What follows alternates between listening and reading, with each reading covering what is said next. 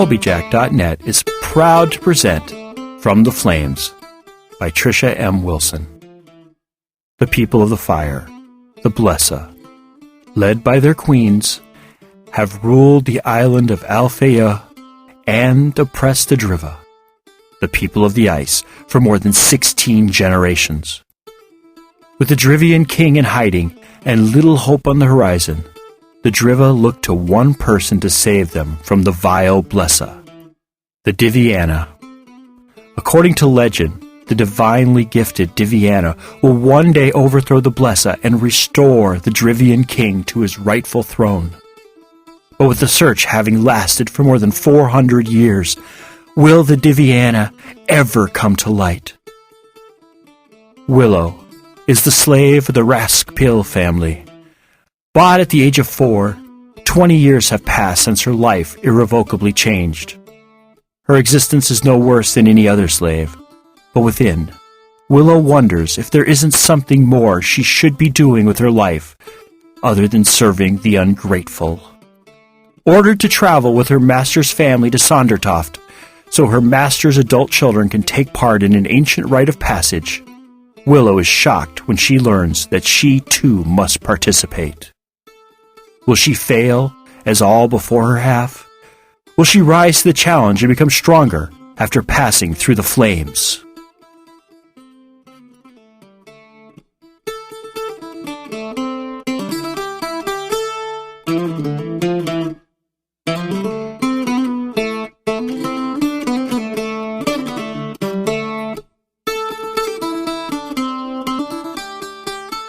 From the Flames, Episode 8. The wind picked up around her, making the trees rustle. A sudden noise snapped her out of the awe and amazement her mind had been clouded with, and reminded her that time was running out. "How long was I down there?" Willow asked, trying to look at the sky to gauge if her 3 hours were up yet. All she could see, however, were trees blocking any hint of the sky. "I couldn't have been down there for 3 hours," she said as she started along the path that would lead her to the ship. "It had to have been only an hour or two, certainly not 3. Walking faster with every step she took, Willow strained to hear the sounds of the sailors or the slap of waves against the ship's hull or the voices of the other searchers. Anything to let her know that they were still there waiting for her. Exiting the trees, Willow looked to where the ship had been, only to see the dock empty. No ship was waiting for the last of the group. No amiable Borgmeister telling her that she had been very late and that she had held everyone up with her tardiness. No scowling searchers grumbling about how the little slave had made them wait for her. Instead, she was greeted with the empty, open sea. Looking toward land, she tried to find the ship, but she couldn't find a soul on the water. "The ship left without me," she said in disbelief. "It's probably made it to land by now. What am I going to do? How am I going to get off this island?" "You could use your magic," a strange voice suddenly said. Willow whipped around. She scanned the paths and trees, searching for the owner of the voice. Not seeing anyone, she said, "Who's there? Show yourself." "I'm in your hand, child," the voice said. Looking to what she was holding, all she could see was the staff. "What?" she mumbled, not understanding what the voice meant. "I'm only holding this staff." Looking up again, Willow repeated herself. "Show yourself." "I am the staff, you nitwit," the voice said. "Huh?" Willow heard a sigh before the voice said, "You'd think with as many years as I've had planning this moment that I'd be more prepared for your confusion, but alas, I'm not. Let me start over. My name is Valdis, you may call me Val, and I am the sacred staff that is at this moment in your hand." "A staff? You want me to believe that a staff is talking to me?" Willow asked. "Yes," Val said. "My mistress made me sentient, so that when the right person came along, I would be able to communicate with them and guide them along the way." "I need to sit down," Willow said. A few feet away was a flat rock. Sitting on it, she said, "So, you're a staff that can talk?" "Yes. When you get down to the nitty-gritty, I am a staff that can talk, think, feel, and is conscious of the world around me. I knew the second you touched me who you were, and now that I'm out of that room I called a home for so many years, I know where I am and what is around me. I also know what problem you have." "Problem?" Willow asked, still shaken that a staff could talk. "You are on an island in the middle of the sea with no way of getting off. That is a problem, right?" Val asked, a bit sarcastically. "Of course, how could I have forgotten?" Willow said, abruptly reminded why she was not on a ship on her way to town right now. "Wait a second," she said slowly. "You answered me by saying I should use my magic. I don't have any magic." "Yes, you do," Val argued. "As the chosen one, you have more magic in your pinky than most so-called sorceresses have in their entire body. All you have to do is harness it and learn how to use it, and nothing will be able to stop you or stand in your way." "So, O great sacred staff, what kind of powers do I have?" "For your snippy tone, I don't think I'm going to tell you. I'm going to let you figure it out on your own." "I'm sorry," Willow said sincerely. "Today's been full of the unexpected. I didn't mean to take it out on you. Could you please help me and tell me how to get off this island?" I guess I could," Val said grudgingly, "especially since you apologized so nicely. Also, I wouldn't mind seeing a bit more of the world now that I'm finally out of that room. Do you have any idea what it's like living in the same room for over 400 years? No, I don't. But I promise that I'll take you everywhere I go, if we ever get off this island," Willow said. "Good.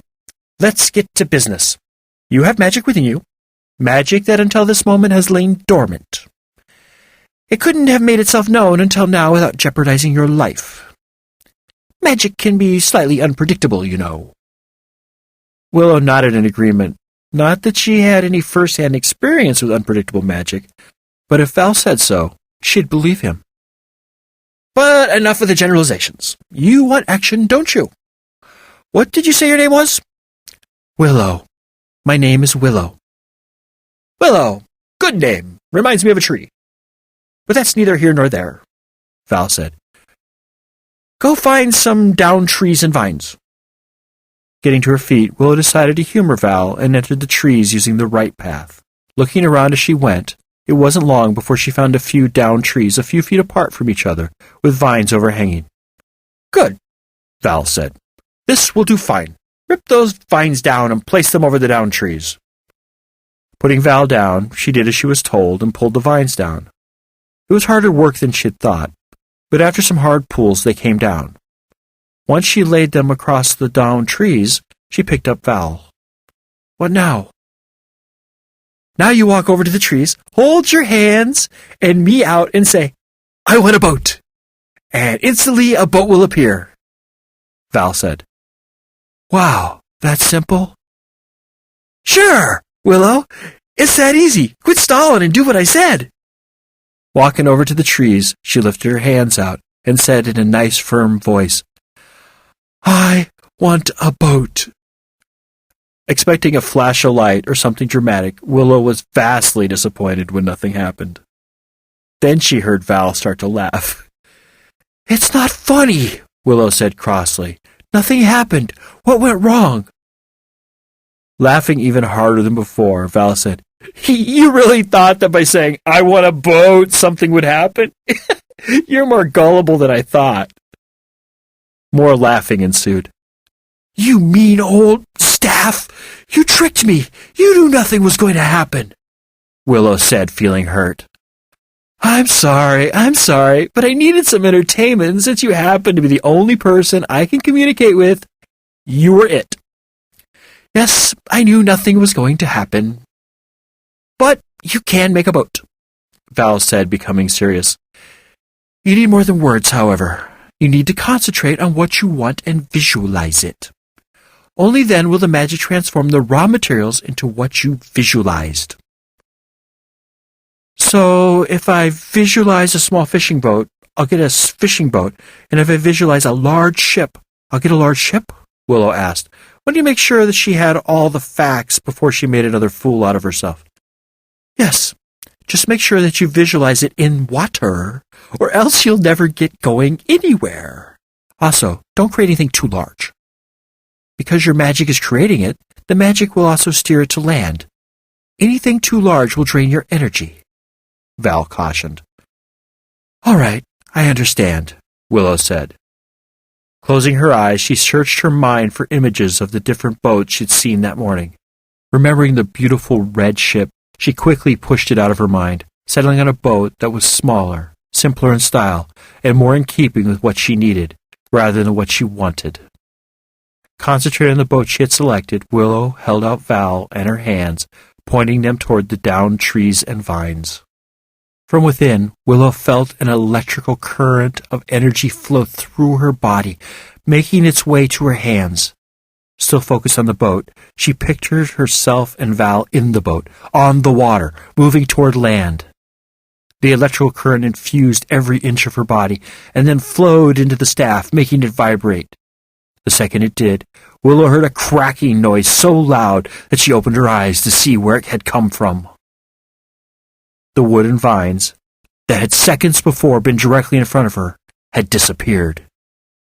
Where did it go? Did it work? Willow asked Val.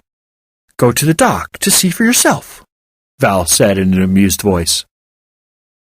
At the dock, within a few minutes, Willow saw the boat she had pictured in her mind in the water, exactly where the ship had been before it had left. I created this boat? Yes, you and your powers created this boat, Val said.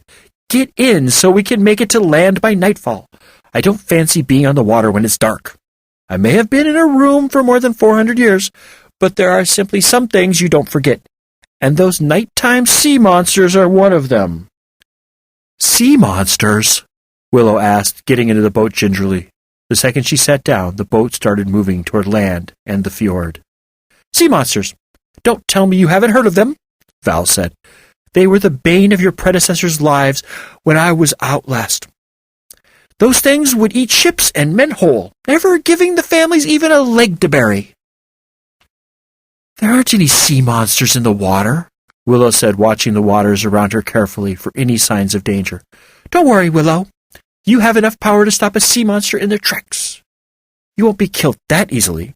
Treachery and betrayal will be your undoing, provided you aren't killed while finding the 5 sacred objects. Thanks, Val. That's exactly what I like to hear. Before I could say anything else to comfort her, she said, While we're out here alone, can I ask you a few questions? Of course, my lady. I live to serve. Are you the Diviana? I was taken to the island to find the Diviana, but you said your name was Valdis. Is there something else on the island I was supposed to find? Nope, I'm it. And to answer your first question, you are the Diviana, not me, Val said. But... Willow's mouth opened in shock. But we were all told that we were going to the island to find the Diviana. They said it was some object to channel energy through, like a sword. How could I be the Diviana? Who told you that, Dribble? Val asked scathingly. The Borgmeister. He certainly didn't know what he was talking about, because I am not the Diviana. You are. The original quest was to find the person chosen to save their people. Finding me would allow that to happen because only the Diviana would have the knowledge, skill, and bravery to get through all the different trials and claim me as their own. Somewhere along the years, a so-called scholar must have mistranslated a parchment, making everyone believe that they were searching for a thing rather than a person.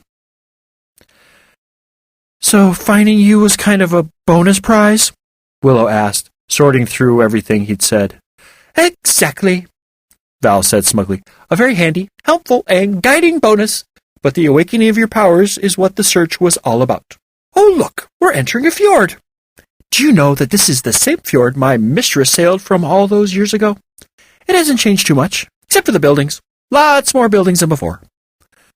Willow stayed silent at Val's observations and turned her attention to the town coming slowly closer. Then a thought came to her mind. Sooner or later, she would have to go into that town and be confronted by people. Anxiety churned in her stomach. Turning to Val for advice, she asked, "What do I do when we get there? Who do I speak with? What do I say?" "Such anxiety, young one. Any decisions you might have had to make are out of your hands. Look ahead. On the bank, a young man has already spotted you and your amazingly magically powered boat. See how he's running back into town? He will be the carrier of the news that the one who will save them has finally been revealed. He will bring the rest from the town to greet you. When you get out of this boat, act normal, but confident that you are special," Val advised. "Any weakness and the vultures will pounce. Take offense as they come, and I'll be here if you need me." As Val finished speaking, Willow saw people rushing from the town toward the water, and she wondered what they'd say when she finally landed.